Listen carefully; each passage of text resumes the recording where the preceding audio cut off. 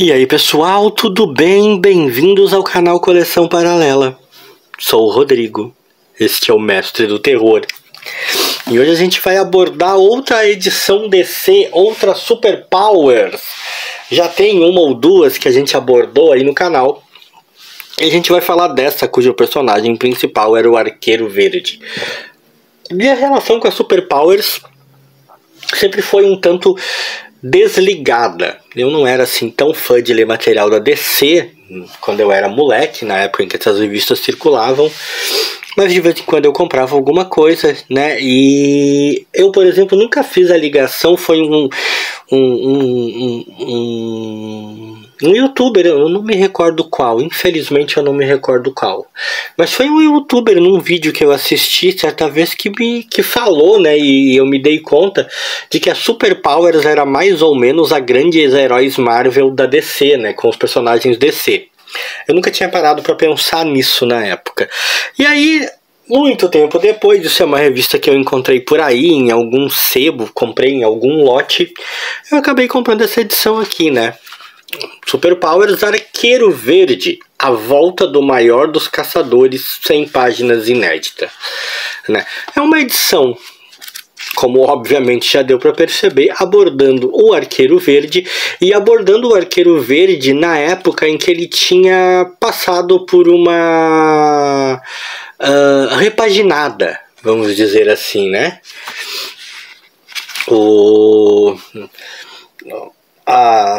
argumento era do Mike Grell, né, o Dan Jurgens e Dick Giordano, né, nos desenhos eram do Dan Jurgens, né, Dick Giordano e Franklin MacLeod, ou alguma coisa do tipo, fizeram a arte.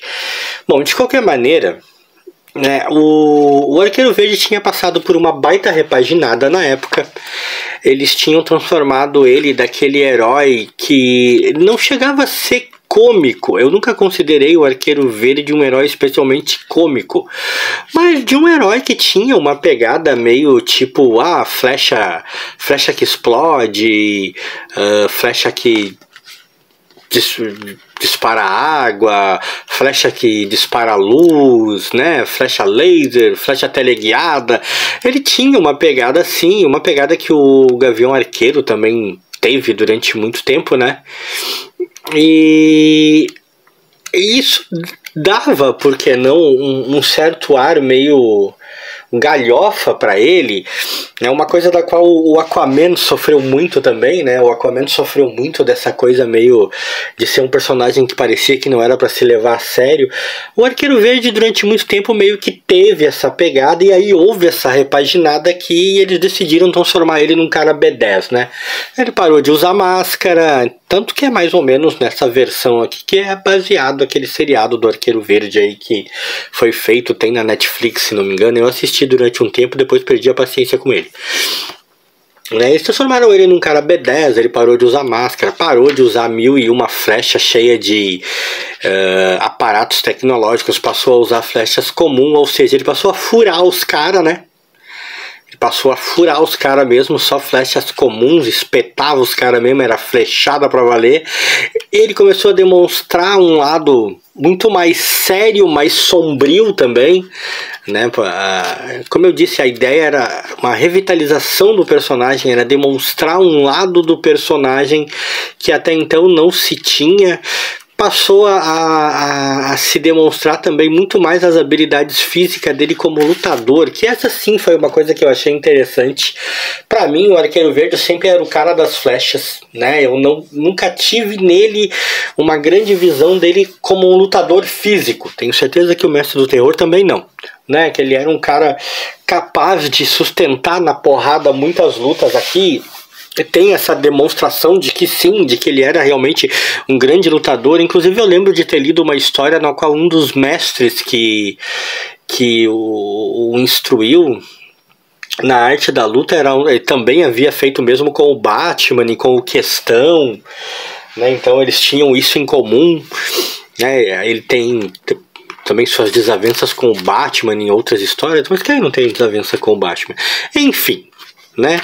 pegaram o Arqueiro Verde e realmente viraram o cara do avesso e transformaram ele num quadrinho com uma pegada incrivelmente mais violenta e adulta.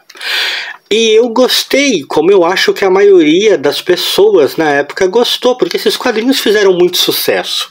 Só que, ao mesmo tempo em que eu gostei, olha como a vida é curiosa, olha como às vezes a gente é complicado de se sentir satisfeito. Assim como eu gostei, eu me peguei em muitos casos sentindo falta daquele Arqueiro Verde com as suas flechinhas explosivas e flechinhas elétricas, né?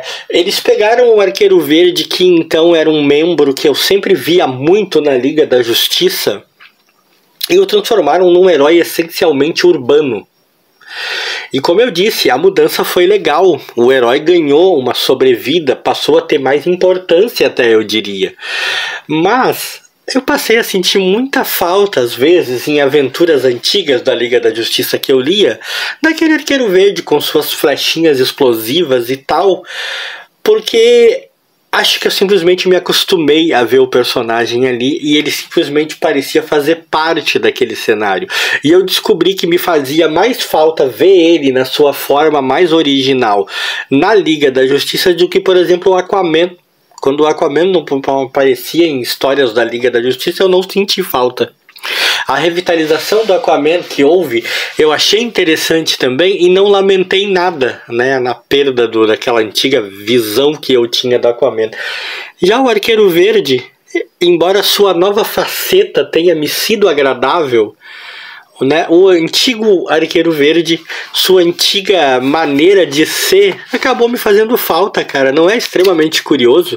E é ainda mais curioso porque simplesmente não há nada, pro meu gosto, claro, lembrando bem isso, pro meu gosto não há simplesmente nada a questionar nessas aventuras aqui. São aventuras muito boas, o texto tá excelente, a arte tá a contento. Não é uma arte excepcionalmente realista, mas tampouco é uma arte ruim. Até a colorização desta edição está impecável, está gostosa de ver.